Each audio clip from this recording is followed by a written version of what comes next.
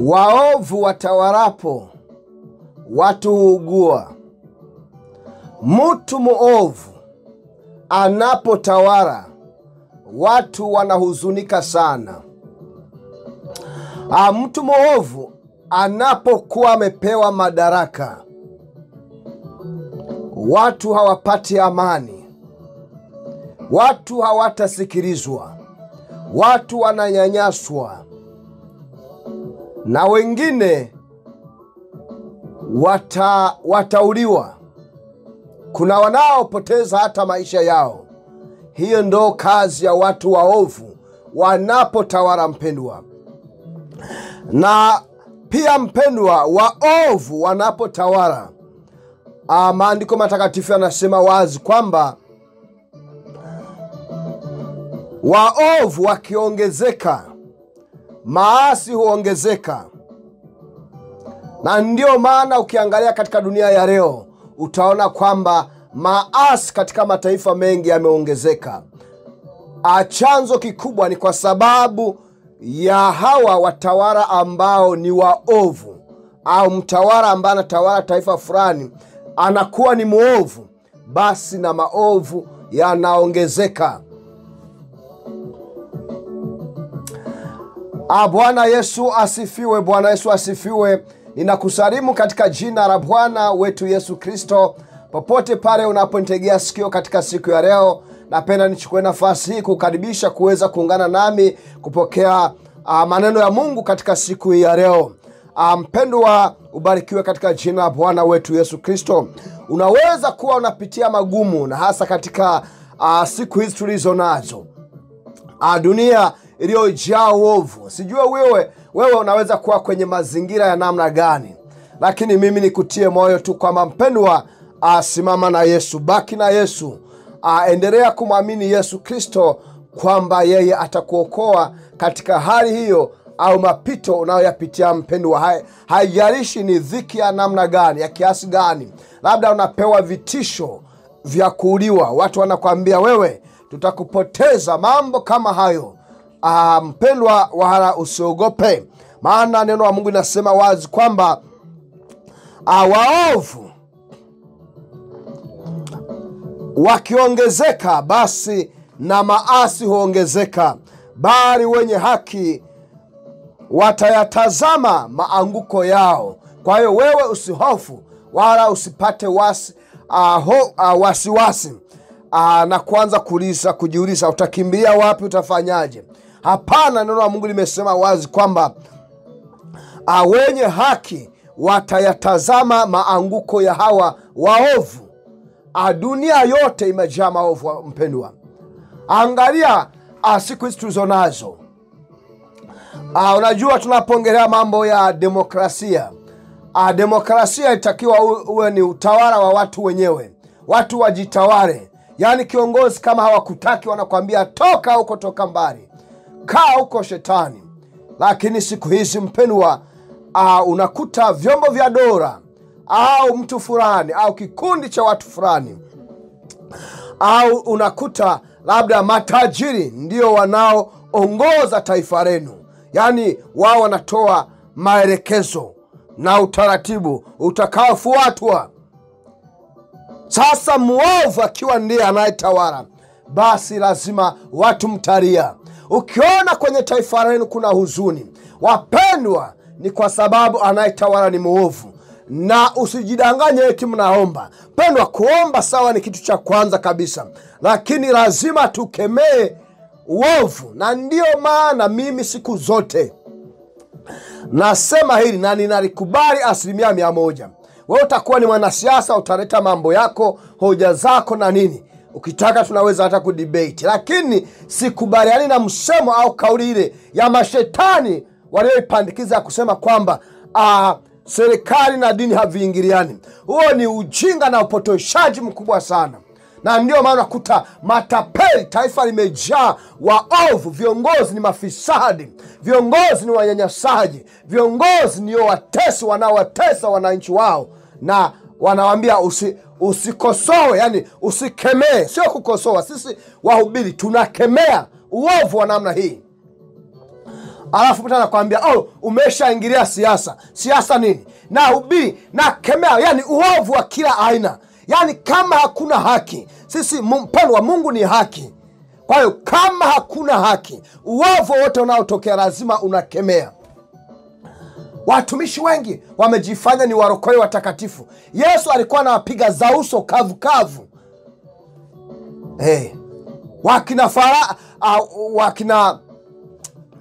Wakina Pilato wale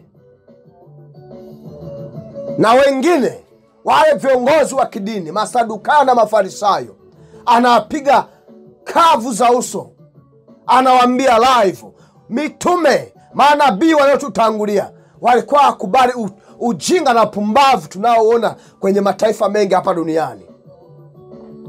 Na hii hali inazidi kuongezeka kuanzia Marekani, uende nchi za bara la Asia, nchi za bara la Afrika, huko Amerika na sehemu zingine zote. Mambo hali na kuwa ni ile, unapata kiongozi ambaye ni wa kishetani. Na kuna mataifa hadi siku ya leo mpendwa, utaona uovu unaotendeka, unyanyasaji umefanya hata watu wakose amani kwenye nchi yao, nchi ambayo wamepewa na Bwana aliye hai. Na ndio maana katika siku ya leo mpendwa, nimekuletea ujumbe huu unaosema kwamba mtu mwovu hufuata mauti yake mwenyewe.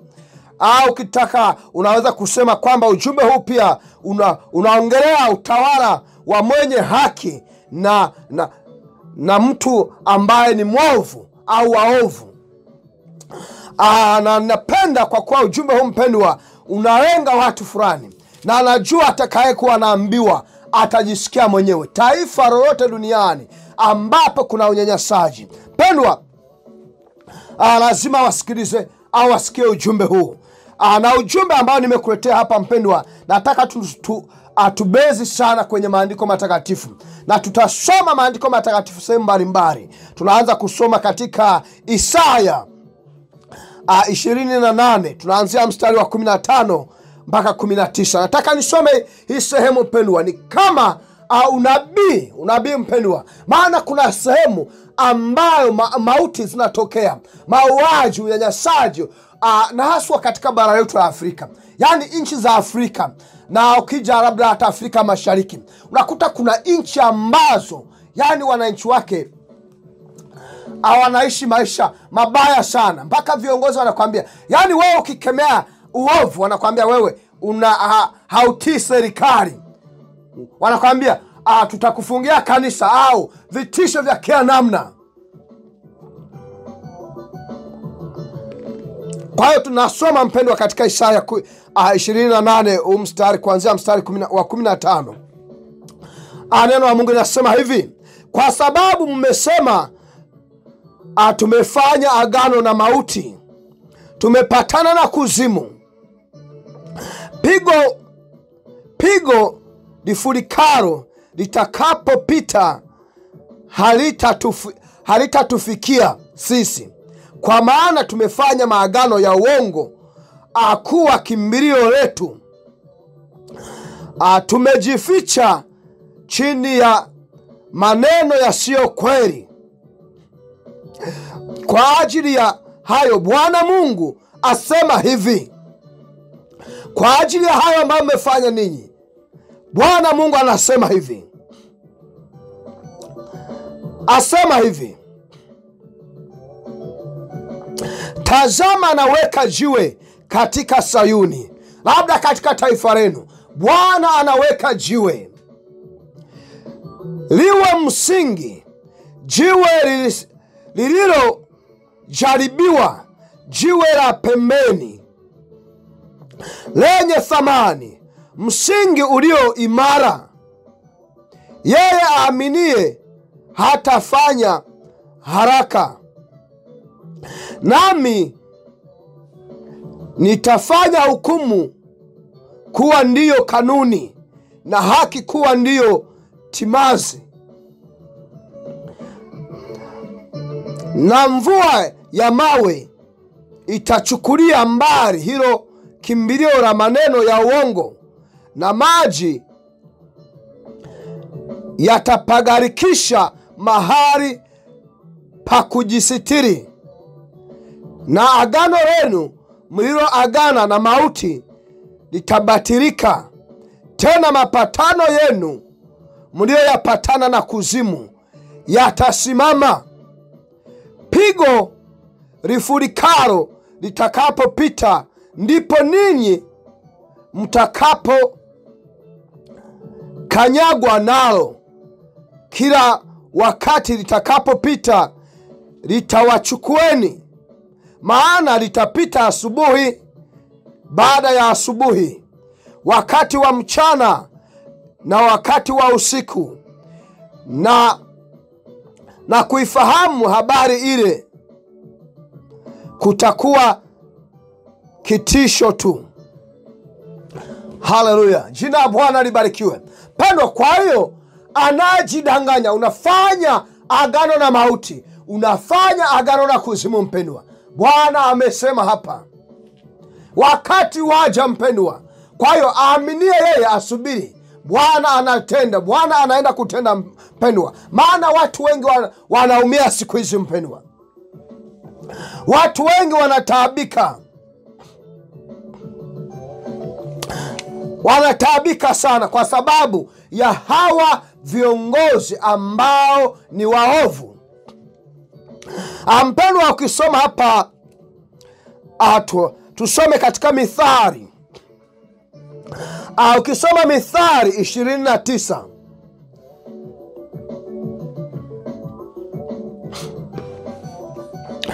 mstari wa kwanza na ule wa pili, maandiko matakatifu yanasema hivi: aonywaye mara nyingi akishupaza shingo atavunjika ghafula, wala hapata kuwa dawa. Viongozi wengi wanapoonywa wanashupaza shingo tu, wanaona wao ni kama Mungu. Wanasema wewe hawezi kuniambia kitu, mimi ndiye rais, mimi ndiye mtawala, nina mamlaka. Maandiko matakatifu yamesema wazi, aonywaye mara nyingi akishupaza shingo atavunjika ghafula, wala hatapata dawa. Na neno la Mungu linasema hivi, ule mstari wa pili katika Mithali 29: wenye haki wakiwa na amri watu hufurahi. Wenye haki. Na ndio maana siku hizi kama wewe umesimamia haki, kama wewe unatetea haki, haijalishi uko katika taifa gani katika dunia hii ya leo. Pena tunapoongelea haki ni kupinga unyanyasaji. Hii hali ya watu fulani unakuta wanavyo, wengine hawana chochote. Watu wanaendesha taifa wanavyotaka wao. Sasa wewe unasimama unasema hatukubali mambo au uongozi wa namna hii, ni wa kishetani. Hapo mpendo hautasimama, hautaeleweka. Na hasa watu wa siku hizi, au niseme viongozi wa kizazi tulicho nacho, wamekuwa ni waovu wa kupindukia kuliko hata shetani mwenyewe. Na ndio maana hapa neno la Mungu linaendelea kusema kwamba bali mwovu atawalapo watu huugua. Watu hawana amani, watu wanateswa, watu wanauliwa, watu wanafanywa matendo maovu.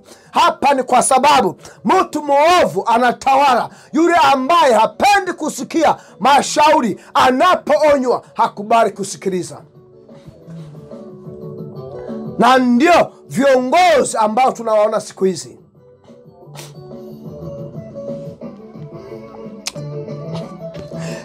Ukisoma hapa Mithali 29 mstari ule wa 12 mpendwa, maandiko matakatifu yanasema hivi: mwenye kutawala akisikiliza uongo. Unakumbuka katika Isaya tumeongelea uongo. Uongo ndio imekuwa ndo kitu wanatumia katika kutawala na kufanya mambo yao. Wakafanya maagano na kuzimu, na wanaua watu, wanafanyaje? Wanatesa, wananyanyasa watu. Sasa nasema hivi, mwenye kutawala akisikiliza uongo, basi watumishi wake wote watakuwa waovu. Sasa wewe kuna jiuliza, mbona taifa letu, yani viongozi ni waovu kweli kweli? Ni kwa sababu anayetawala anasikiliza uongo. Unaona watu wanauliwa, watu wananyanyaswa. Yani kuna viongozi haswa nchi zetu za Kiafrika, yani hawa marais ambao wana asili ya kidikteta, ambao wametawala kwa muda mrefu, ambao wana uchu wa madaraka, wana kiu na hamu ya madaraka. Hawa wako tayari kuua na kuteketeza na kuangamiza na kunyanyasa yeyote ambaye hakubaliani na utawala wao. Pendwa, nikwambie wazi kwamba siasa ni upinzani. Kama hakuna upinzani kwenye taifa lolote hapa duniani, hakuna chama cha upinzani. Kama tunavyoona katika mataifa mengi, kinachotokea, chama ambacho kiko kwenye madaraka kinajaribu kuwakandamiza sana wapinzani, hata kusiwepo na upinzani wa namna yote. Hapo ndipo mtajua wazi kwamba anayetawala ni mwovu kuliko shetani. Ana uchu wa madaraka, anatawala katika mifumo ya kishetani huyu. Sasa wewe umekuwa unajiuliza, mbona sisi tunanyanyasika?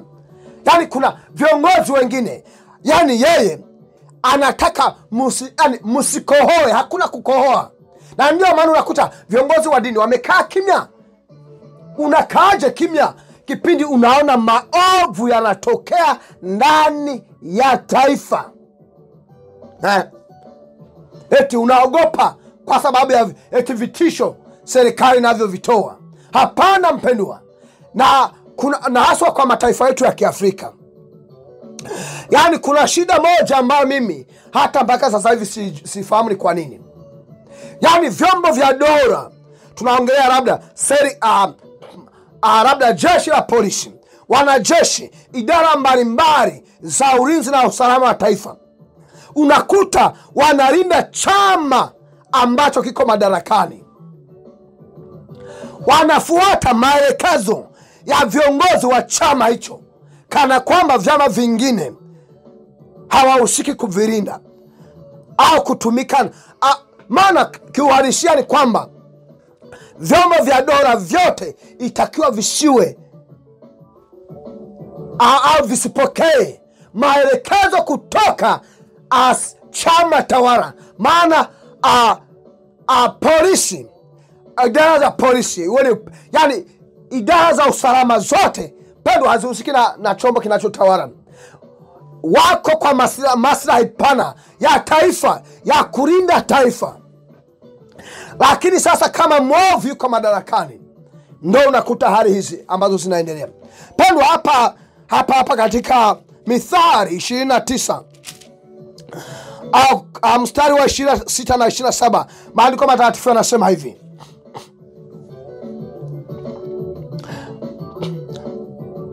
watu wengi hutafuta upendeleo wa mkuu, bali hukumu ya kila mtu hutoka kwa Bwana. 27 inasema hivi: mtu aliye dhalimu ni chukizo kwa wenye haki. Na ndio maana wewe kama ni kiongozi mwovu sana, lazima wenye haki tutasema, tutapaza sauti kwa gharama zote zile. Lazima tukemee uovu, lazima tukatae manyanyaso. Wapendwa, hakuna aliyeumbwa. Asili ya Mungu ni kwamba wanadamu wote hatutende haki. Kwa hiyo anasema kwamba mtu aliye dhalimu ni chukizo kwa wenye haki, na mnyofu wa mwenendo ni chukizo kwa waovu. Na ndio maana unaona mtu ambaye ni mnyofu wa mwenendo, yani mtu ambaye amesimamia haki, waovu wanaona kwamba ni adui yao. Na ndio maana unakuta kwenye mataifa mengi watumishi wa kweli wa Mungu aliye hai, wale ambao wanajua Yesu mwenyewe alikuwa akubali manyanyaso. Lazima tuyaishi na kuyatimiza mapenzi ya Mungu aliye hai. Atuishi kama alivyoishi Yesu Kristo, kwa kupinga manyanyaso na mateso na uharibifu unaoendelea katika mataifa mengi ya duniani hii leo. Sio kukaa tu pale unakodoa macho kana kwamba haoni kinachotokea. Wapendwa, mimi nasema hivi, dunia yote na haswa katika mataifa yetu ya Kiafrika, unakuta jeshi linamsapoti rais tu wa nchi au kikosi fulani. Maana kuna watu wametengeneza mazingira ya kulinda maslahi yao, mpaka wameingia hata kwenye vyombo vya ulinzi na usalama. Wana vikosi vyao huko ambavyo vinakuwa vinanyanyasa watu. Mtu yeyote akisema lolote kupingana na serikali iliyoko madarakani, basi wewe unaonekana ni adui, ni kama umekuwa muasi wa serikali.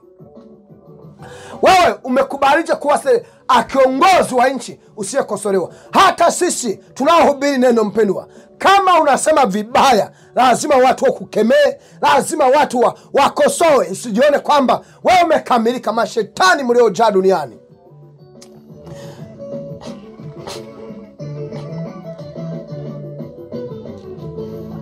Mpendwa, tuende kusoma katika Mithali 11 hapa. Mithali 11 mstari wa 8 unasema hivi: mwenye haki huokolewa katika dhiki, na mtu mwovu ataingia badala yake. Kwa hiyo wewe unayetenda maovu, alikuhakikishia wazi kwamba hautasalimika kamwe. Haijalishi una nguvu kiasi gani nyuma yako, haijalishi unapewa agizo na mtu gani, haijalishi anayekupa amri hiyo ya kutenda maovu. Hakika kadri Mungu aishivyo, haijalishi uko katika taifa gani. Naongea na watu wote wanaotenda maovu katika dunia nzima, katika mataifa yote, na katika nchi zetu za asili, Afrika Mashariki, aikwemo taifa la Tanzania, taifa la Kenya, taifa la Uganda, taifa la Rwanda, taifa la Burundi, taifa la Kongo. Pandwa, yeyote anayetenda maovu, hawezi kuwa mtu kaenda ukabakia salama. Yani hapo hata uwe shetani, labda Mungu awe hayupo, lakini kadri Mungu aishivyo, na tamka siku ya leo, pendwa, siku yaja, siku zako zimehesabiwa, na watu walio haki watashuhudia wewe unapokea kadri ya yale unayotenda, mpendwa.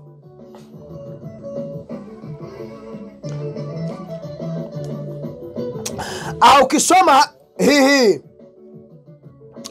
Mithali 11, au ukiruka mstari wa 10, maandiko matakatifu yanasema hivi: wenye haki wastawipo mji ufurahi, waovu waangamiapo watu upiga kelele. Kwa hiyo wanasema hivi, wenye haki wastawipo mji ufurahi. Pendwa, mimi nikwambie wazi, kama mnataka taifa lenu listawi, kama mnataka sehemu unapoishi pawe na ustawi, pawe na afya ya maendeleo, ya mafanikio kwa kila binadamu, lazima atawale mwenye haki. Lazima atawale mwenye haki. Akitawala mwovu, mpendwa, neno la Mungu limesema wazi kwamba atawalapo mwovu watu huugua. Lazima mtatesa au mtateseka, mtateswa, mtahangaishwa, mtanyanyaswa, wapendwa. Kwa hiyo lazima wapendwa, na waovu Maandiko matakatifu yamesema wazi kwamba waovu wanapoangamia, watu wanafurahi, wanashangilia, wanapiga kelele, maana wanajua ni kama vile Goliati wao ameondoka kwenye maisha.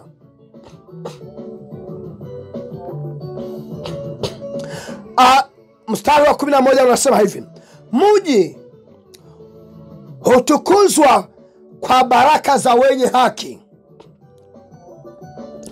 bali mji hupinduliwa kwa kinywa cha waovu, cha mwovu. Asiye na akili humdharau mwenziwe, bali mtu aliye na ufahamu hunyamaza. Kwa hiyo asiye na akili humdharau mwenzie. Kwa hiyo mpendwa, kama unahitaji sehemu napoishi taifa lenu kutukuzwa, basi hii inaweza kutokea tu kutokana na baraka za wenye haki, na sio hawa waovu mnaowaona mnawaachia madaraka kwa miaka na miaka. Huu ni wakati wapendwa wa kusimama imara, na hata sisi tulio katika Yesu Kristo.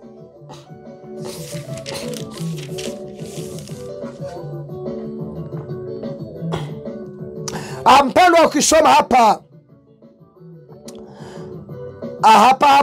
Mithali 11, ukisoma 18 mpaka 19, maandiko matakatifu yanasema hivi: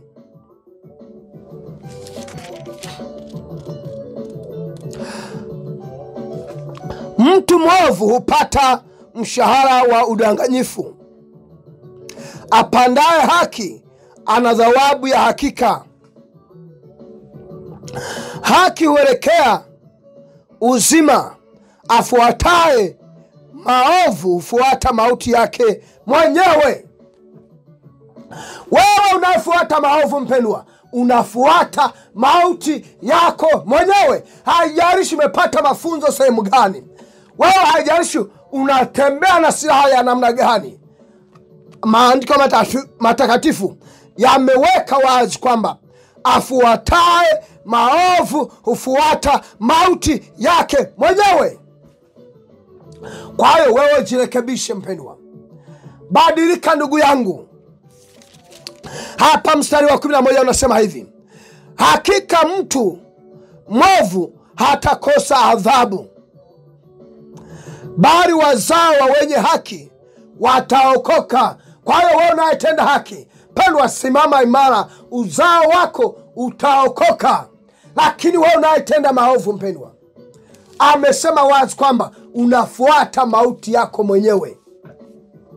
Mauti yako mwenyewe. Hauwezi kukimbia hapa, hauwezi kubaki salama kama wewe unatenda maovu kwa kupewa amri na mtu fulani. Wote lazima mpendwa. Aura mstari wa 23 unasema hivi: haja ya mwenye haki ni mema tu, bali kutaraji kwake mtu mwovu ni ghadhabu. Na ndio maana unaona watu wa haki ambao wanataka mema katika nchi, mara nyingi hawasikilizwi. Wanaonekana kwamba ni wapinzani wa serikali, lakini sio kweli. Bado ujumbe unakuja ni kwamba watu wanaotenda maovu katika mataifa mengi duniani na katika mataifa ya nchi za Afrika, mbadilike wapendwa. Mungu hawezi akaacha muendelee na maovu hayo. Ghadhabu inakuja, Mungu anakuja kulipiza kisasi. Ukiendelea kusoma mpendwa, utaona maandiko matakatifu yanasema mengi. Usome tena, uendelee kusoma katika hii Mithali 11 mstari wa 27 mpaka 31.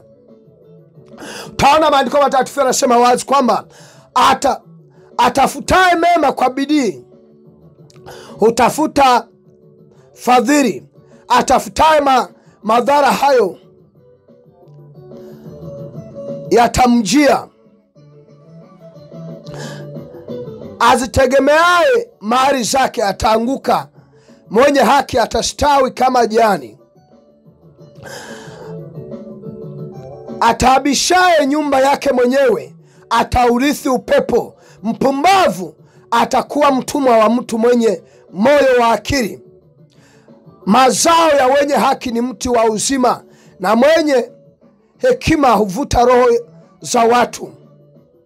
Tazama, mwenye haki atalipwa duniani, basi mwovu na mkosaji si mara nyingi zaidi? Kwa hiyo wewe unayetenda maovu hapa duniani, neno la Mungu linasema wazi kwamba wewe itakuwa ni mara nyingi zaidi.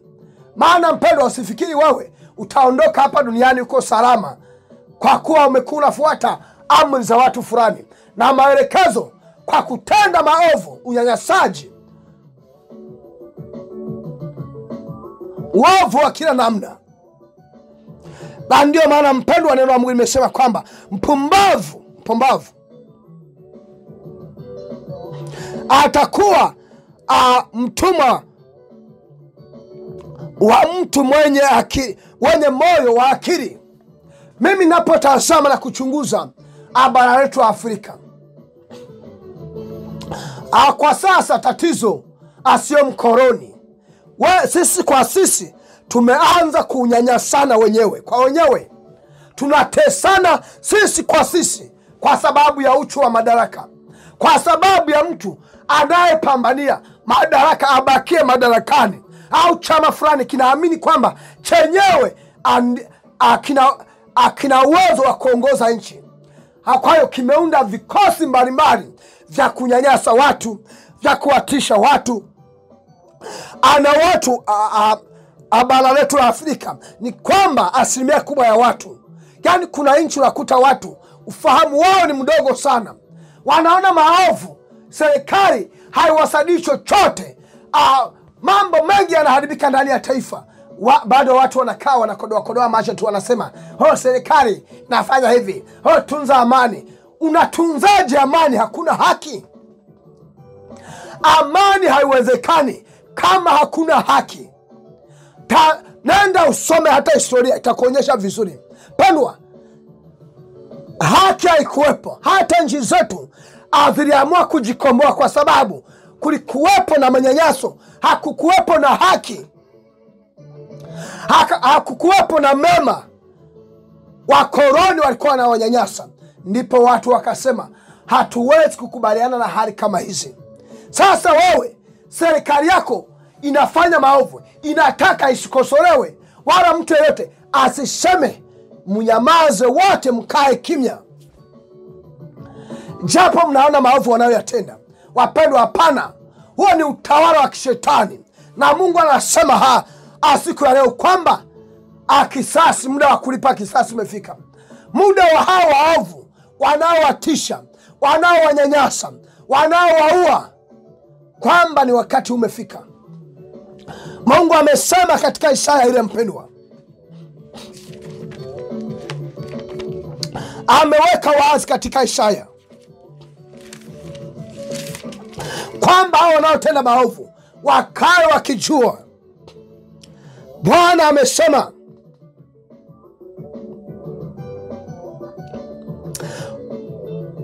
kwamba atafanya hukumu kuwa ndio kanuni na haki kuwa ndio timazi.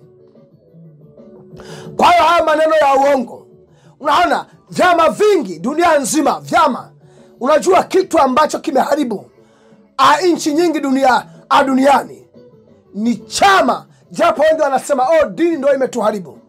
Pendwa, sawa na dini imechangia, lakini vyama ndivyo. Yani mimi naona kwa siku hizi tulizo nazo, vyama ndivyo vimekuwa vyanzo vya migogoro katika mataifa mengi barani Afrika, hata dunia nzima.